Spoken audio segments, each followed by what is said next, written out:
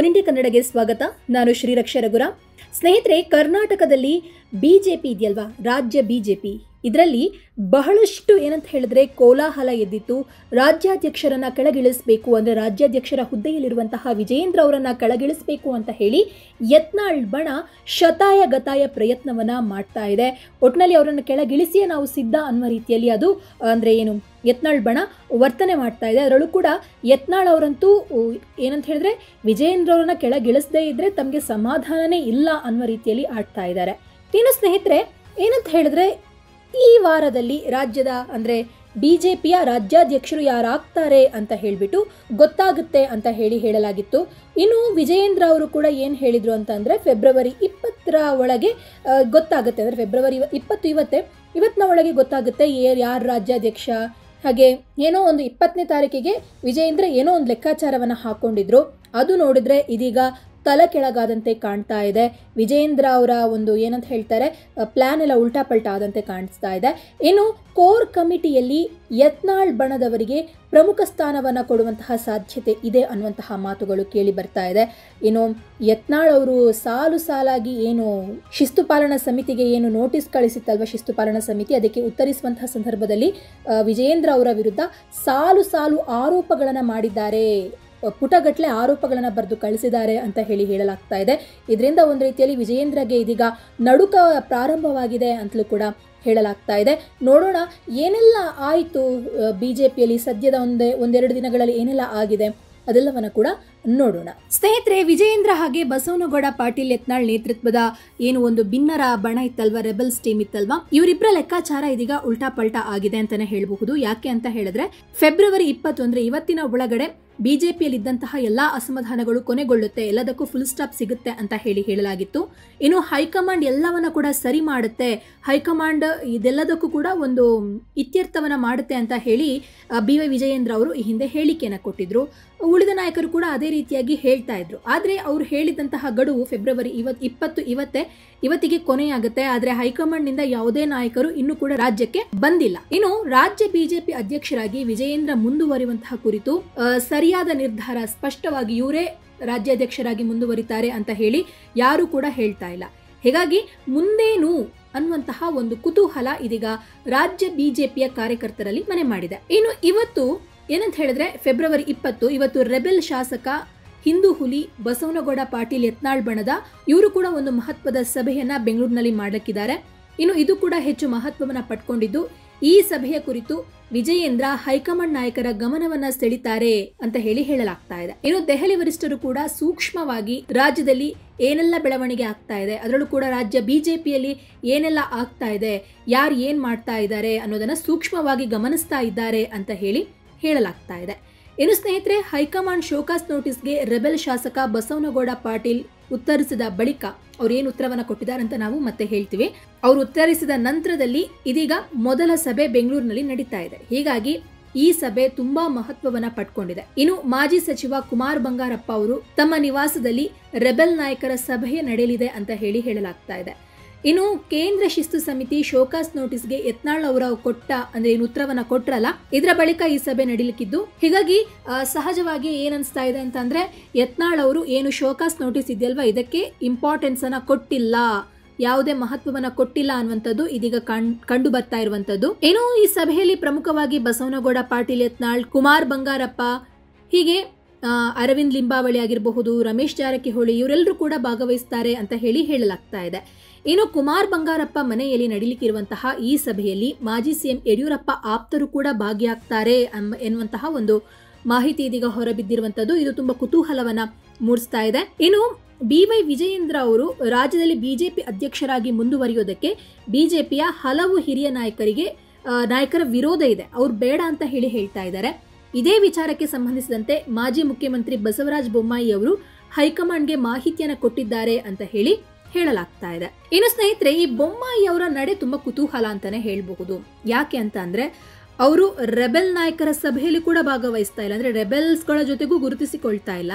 ಹಾಗಂತ ವಿಜಯೇಂದ್ರ ಅವರನ್ನ ವಹಿಸಿಕೊಂಡು ವಿಜಯೇಂದ್ರ ಅವರ ಪರವಾಗಿ ಕೂಡ ಮಾತಾಡ್ತಾ ಇಲ್ಲ. ಹಾಗಾಗಿ ಒಂದು ರೀತಿಯಲ್ಲಿ ಬೊಮ್ಮಾಯಿ ಅವರ ಅವ್ರು ಏನು ಮಾಡ್ತಾ ಇದ್ದಾರೆ ಅನ್ನುವಂಥದ್ದು ತುಂಬಾ ಕುತೂಹಲ.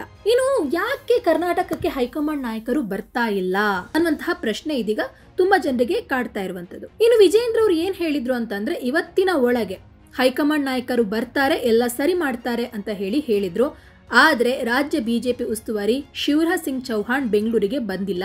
ಜೊತೆಗೆ ಫೆಬ್ರವರಿ 19ರಂದು ಅಂದ್ರೆ ನಿನ್ನೆ ವಿಜಯೇಂದ್ರ ಅವರೇ ಕೊಟ್ಟಿರುವ ಹೇಳಿಕೆಯಂತೆ ರಾಜ್ಯದ ಎಲ್ಲಾ ಜಿಲ್ಲಾಧ್ಯಕ್ಷರ ನೇಮಕದ ಬಳಿಕ ರಾಜ್ಯ ಅಧ್ಯಕ್ಷ ಸ್ಥಾನಕ್ಕೆ ಚುನಾವಣೆ ನಡೆಯುತ್ತೆ. 25 ಜಿಲ್ಲೆಗಳ ಜಿಲ್ಲಾಧ್ಯಕ್ಷರುಗಳನ್ನ ಈಗಾಗಲೇ ನೇಮಕ ಮಾಡಲಾಗಿದೆ.